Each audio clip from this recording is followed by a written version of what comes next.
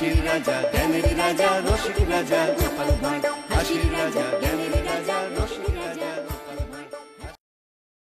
Hello বন্ধুরা, গল্প পাঠে আমি শিখা গৃহকোণ চ্যানেলে তোমাদের সকলকে স্বাগত। আজকের গল্প এমন অসভ্য বাঁদর দেখিনি। তাহলে চলো গল্পটি শুরু করি। গোপাল একবার বরযাত্রী হয়ে বিয়ে বাড়িতে গিয়েছিল। কনেপক্ষের একজন বয়স্ক রসিক ব্যক্তি গোপালের সঙ্গে রসিকতা করার উদ্দেশ্যে বললে, এই যে গোপাল, তুমিও দেখছি বরযাত্রী হয়ে এসেছ।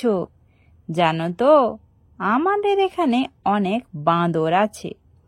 এখানে বাঁদরের অত্যাচার ভীষণ। অবশ্য তোমার চেহারাও বাঁদরের মতো। বাঁদরদের মধ্যেখানে তোমাকে মানাবে ভালো। কি বলো?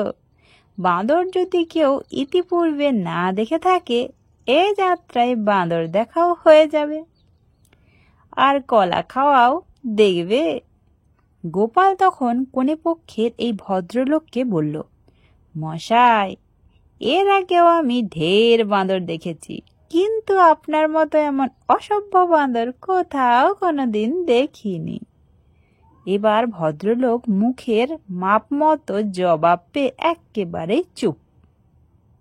তো দেখলে তো বন্ধুরা, গোপাল কেমন মুখের ওপর জবাব দিয়ে বসলো।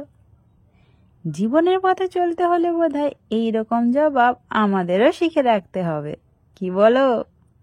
গোপাল ভাঁড় এইভাবে আমাদের হাসি মজার সাথে জীবনের শিক্ষা এবং জীবনে চলার পথে অনেক উপায়ও কিন্তু আমাদের শিখিয়ে যাচ্ছে।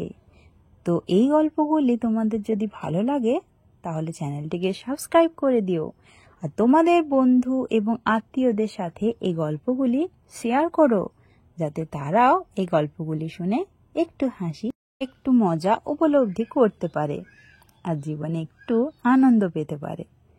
তো বন্ধুরা, আজ এখানেই রাখছি। পরবর্তী গল্প খুব তাড়াতাড়ি আবার আসতে চলেছে, তাই চোখ রাখো এবং নতুন বন্ধুরা চ্যানেলটিকে সাবস্ক্রাইব করে পাশে থেকো। আজ আসি, টাটা।